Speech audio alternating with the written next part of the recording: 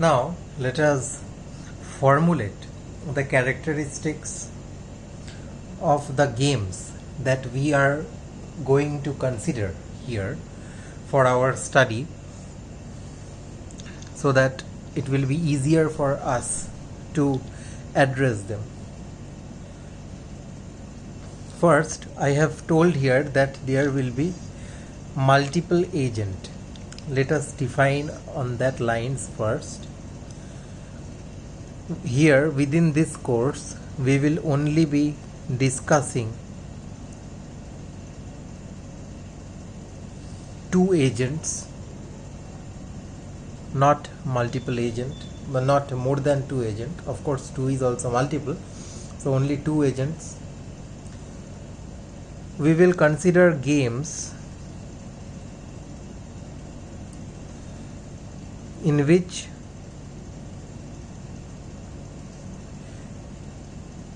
players alternately make moves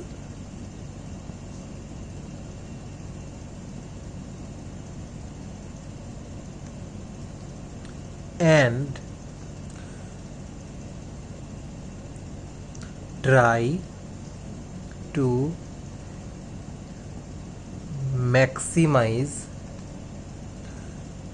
and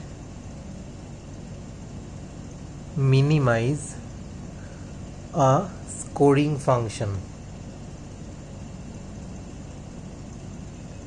The scoring function is also sometimes called the utility function.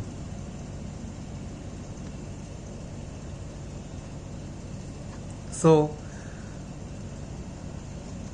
two players, let us summarize. No mergers or coalitions, which means both the players will be playing against each other. There will be no cooperative movement between the two, and it will be a zero-sum game. What does that mean? Zero-sum game means one player's win is the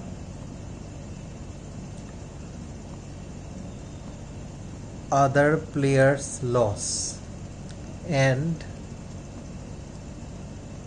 there are no cooperative victories.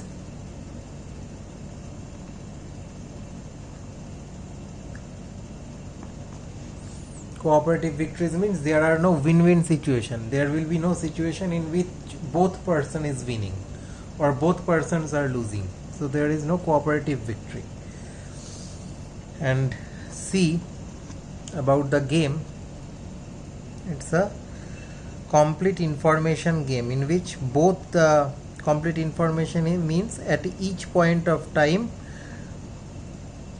both the agents are getting all the informations that are required for playing the game regarding the actions made, regarding the current state of the game, all those all the informations required for making the next move, for making a decision on the next move, is available at every instant of time to each agent. So it is a complete information game. So in short, this is the framework on which we are going to study our game playing using search.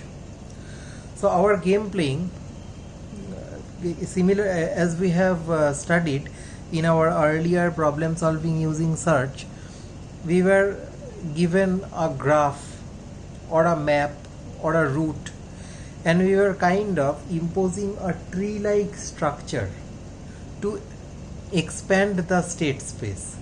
We were finding a tree within the state space, right? And we were traversing the tree according to different strategies like breadth first search, depth first search, iterative deepening depth first search, uniform cost search, greedy base first search, A-star search, and so on.